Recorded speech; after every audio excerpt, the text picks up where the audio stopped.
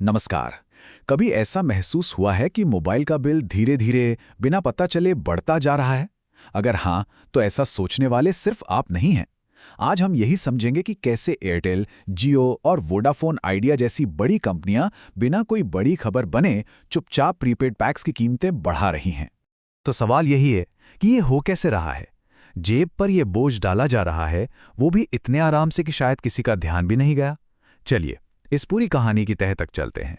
हम सब जानते हैं आजकल घर चलाना कितना मुश्किल है। महंगाई चारों तरफ है और इसी बीच हमारे मोबाइल के खर्च भी चुपके से बढ़ाए जा रहे हैं। और जब हाल आमदनी अठन्नी और खर्चा रुपया वाला हो तो ये छोटी छोटी बढ़त भी बहुत भारी लगती है। और देखिए, ये कोई इत्तेफाक नहीं है, ये एक सोची समझी स्ट्रैटेजी है। कंपनियां जानती हैं कि सीधे सीधे दाम बढ़ाने से हंगामा हो सकता है, तो इसके बजाय उन्होंने कुछ ऐसे रास्ते निकाले हैं जिससे धीरे धीरे हमारी जेब से ज्यादा पैसे निकल जाएं। चलिए, सबसे पहले उस तरीके की बात करते हैं जो सबसे सीधा है, सबसे साफ है, यानी प्लान की कीमत को सीधे बढ़ा देना। कभी कभी कंपनियां सबसे आसान तरीका ही अपनाती हैं, और एयरटेल ने हाल ही में बिल्कुल यही किया है। उन्होंने अपने एक बहुत पॉपुलर प्लान का दाम सीधे सीधे बढ़ा दिया। उदाहरण के लिए एयरटेल का 84 दिन वाला प्लान ले लीजिए। पहले ये 859 रुपये का था, अब ये 899 रुपये का हो गया है।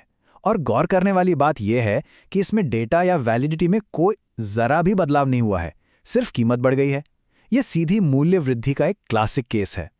और बात यहीं खत्म नहीं होती। दाम बढ़ाने के साथ साथ उन्होंने एक थोड़ा सस्ता ऑप्शन जो 77 दिनों के लिए 800 रुपये का था, उसे मार्केट से हटा ही दिया। मतलब अब ग्राहकों के पास विकल्प और भी कम हो गए हैं।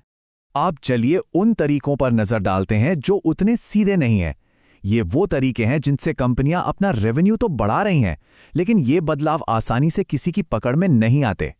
पहला तरीका है बंडलिंग। ये कुछ वैसा ही है जैसे पुराने जमाने में दुकान पर खुले पैसे ना होने पर दुकानदार टॉफी पकड़ा देता था। आपको जरूरत हो या ना हो, प्लान में कुछ फालतू चीजें डालकर उसकी कीमत बढ़ा दी जाती है।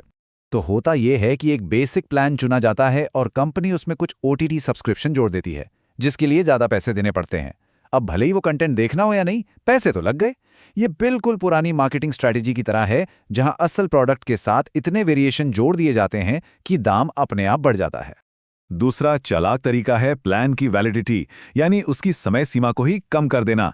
इससे पहली नजर में लगता है कि खर्च उतना ही हो रहा है, पर असल में अब रिचार्ज ज्यादा बार कराना पड़ता है। इसका सबसे बड़ा उदाहरण है जियो। उनका 195 रुपये का एक एंट्री लेवल पैक था, जो पहले पूरे 90 दिन चलता था। अब वही पैक सिर्फ 30 दिन चलता है। मतलब जो चीज़ 3 महीने चलती थी, उसके लिए अब हर महीने रिचार्ज कराना पड़ेगा। यानी पैसे 3 गुना ज़्यादा लग रहे हैं, और बदले में क्या मिल रहा है? कुछ ओटीटी सब्सक्रिप्शन। वोडाफोन आइडिया भी रीस्ट्रक्चरिंग के नाम पर कुछ ऐसा ही कर रहा है। वो अपने प्लान्स के फायदों को बदल रहे हैं। जैसे कुछ पैक्स में जो अनलिमिटेड डेटा पहले पूरे दिन मिलता था, अब उसे सिर्फ रात के लिए कर दिया गया है। नाम तो रीस्ट्रक्चरिंग है, लेकिन असर सीधा ग्राहक की जेब पर ही पड़ता है। तो अब सवाल ये उठता है कि ये सब हो क्यों रहा है? इन सभी बदलावों के पीछे एक ही मकसद है, और वो है एआरपीयू को बढ़ाना। आरपू का मतलब है एवरेज रेवेन्यू पर यूजर। सीधी भाषा में कहें तो हर एक ग्राहक से कंपनी औसतन कितनी कमाई कर रही है।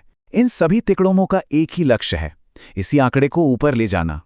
और यहां कहानी में एक दिलचस्प मोड़ आता है। इतना सब कुछ करने के बाद भी कंपनियां ये कह रही हैं कि उनके एआरपीयू में कोई खास सुधार नहीं हुआ है। मतलब उन्होंने ग्राहकों पर बोझ भी डाल दिया और साथ में ये भी जता दिया कि उनकी कमाई अभी भी काफी नहीं है। तो इसका मतलब क्या निकलता है? मतलब साफ है, अगर इन छोटे छोटे बदलावों से भी कंपनियों का पेट नहीं भर रहा, तो इसका मतलब है कि उन्होंने भविष्य में एक बड़ी और सीधी टैरिफ बढ़ोतरी के लिए रास्ता खुला रखा है।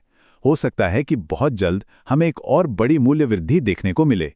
चलिए अब मुद्दे की बात पर आते हैं कि इन सब का एक आम ग्राहक पर असल में क्या और कितना असर पड़ रहा है।